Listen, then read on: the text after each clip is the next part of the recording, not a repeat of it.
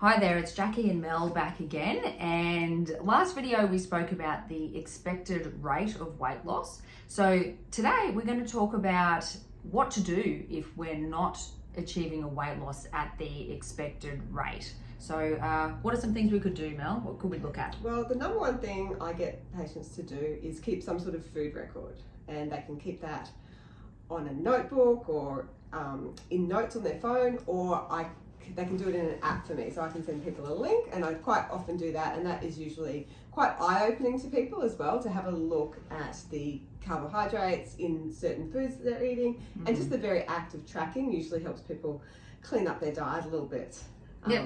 So when they come back, we have a good look at that, and usually the things I'm looking for there are alcohol, how much alcohol consumption is going on, because that can really slow down the rate of weight loss. That is probably one of the number one things people are doing in terms of doing the wrong thing, I guess. Yes. So really trying to keep that alcohol as low as possible. Yeah. Can I just make a point there on alcohol?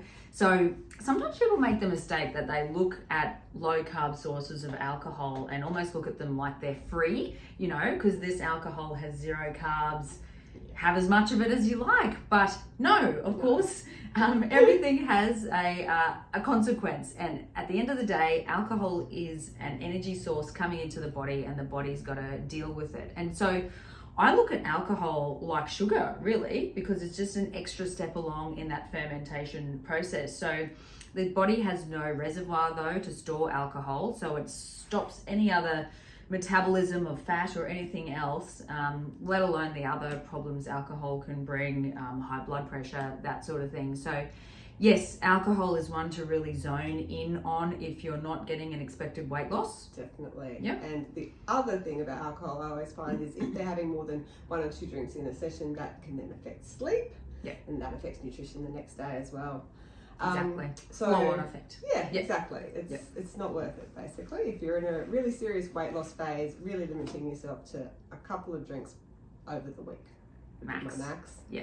Yeah. So then the other thing I'm looking for on food diaries is processed food, and that includes all your Atkins bars and keto treats, and because whilst they're low carb, they still don't have optimal ingredients. They're not real food. They're still a processed source of nutrition. So they're processed differently in your body than a boiled egg. Exactly. So sometimes people make the mistake with that they will look at the numbers on the label and it's only 0.8 grams of carbs or whatever, very low. So when you look at the numbers of the macro breakdowns, it looks good. And that's all people are looking at though. They're not looking at the quality of the ingredients, and really any processed food in any form can be problematic, and that's been shown in a number of studies, be it high carb, low carb, or anything in between. And it's something, I think it's not even fully understood by science why processed food is such a problem. It could be additives or other things that just don't agree with the body. It possibly disrupts our gut health.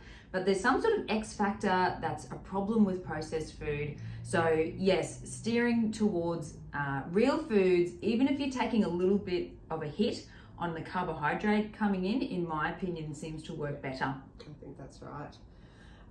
And then the other thing on that same sort of note is an excessive amount of low carb sort of trigger foods, I guess. Foods that people struggle to regulate the amount they're eating, and a common one for a lot of people is nuts. So you keep the jar of the mixed nuts on the bench, have a handful every time you go past. It's all going to add up over time. So really, that's the other thing I nail in on. And another one for a lot of people is cheese. So cheese, very low in carbs, but also very high in calories. And easy to eat. Yeah, easy to eat, easy to overeat. And so while we're not about counting calories, they still actually do count.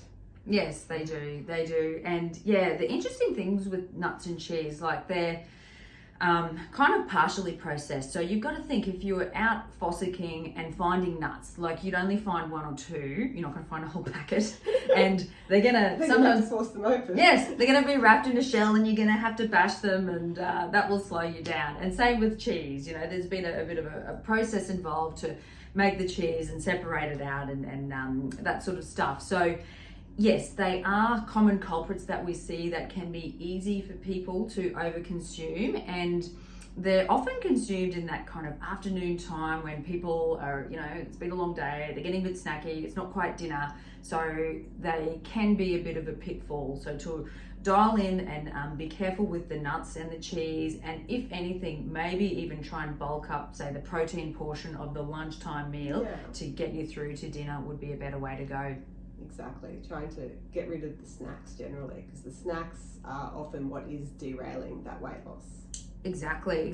And that brings us to our next point, Mel, is that one other strategy we can use to try and get the weight loss going is to consolidate our meal times a bit more. So probably everyone listening to this has heard of the concept of intermittent fasting.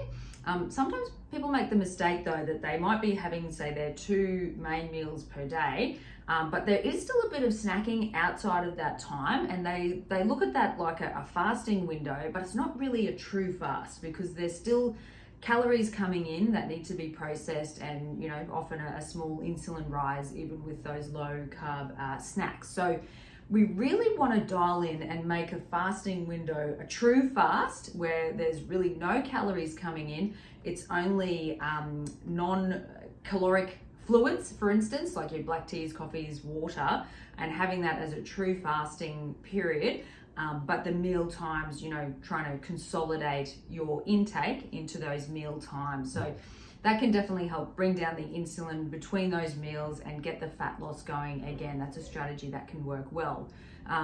Anything else to add for that one, Mel? No, I think that's also, and that might not happen straight away. Like some people really struggle to get through from that lunch to dinner, and that's usually because we're not giving ourselves enough for lunch. So focusing in on your lunch. Do you need a bigger serve of protein? Does it need some more fat? Does it need some more bulk in terms of salad or veggies? So yes, I think I've been guilty of that one myself, Mel, as you've correctly identified. I think it is a common problem with our women, and particularly probably mums out there not serving themselves enough lunch.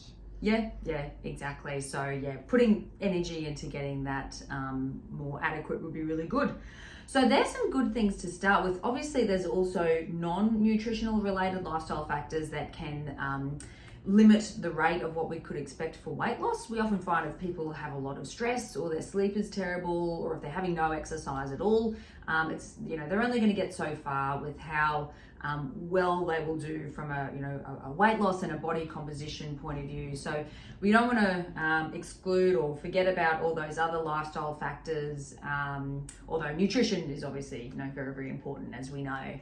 So don't forget about those. Any final thoughts, Mel? Well, as always, I think it's important to stay engaged with your clinician. Yes. Because no matter what your weight loss is doing, whether you're up, down, plateaued, then coming and checking in and seeing what other strategies we can help you with. Yep, absolutely, because there's so much to cover, and often in that first session or 2 or even 3, we really try to dial in on what we think is going to work best, but under the surface there's a whole bunch of other avenues we can try as well. So yes, part of it is that troubleshooting and working through what are the main issues and moving forward from there. So thank you, Mel. Thank you for listening, and bye for now. Bye.